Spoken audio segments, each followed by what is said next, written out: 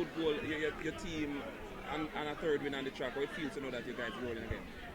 You know, it's a good feeling. Last 2-1, 3 now. Fighting to go back to the finals. You know, we had to come out and get this done, so I did it. Did it for my team. How old are you? I'm 18 years old, sir. What next for you after Deco? Well, planning to get a scholarship, play ball overseas.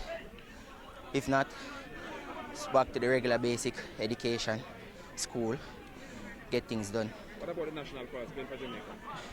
It would be a joy play for my country someday. All the best, Mr. Dyer. Okay, sir. Let me not finish it. You scored the winning goal. What make your assessment of your performance today? What do you think about your performance? Well, expected better. Could have done better from. What's your assessment of your opponent today? How tough was the game for you? Wasn't very tough. Expect a better fight, but we came out and got the point, and that's all we needed to do. All right, well done, James, and congrats, yeah? Yes, sir.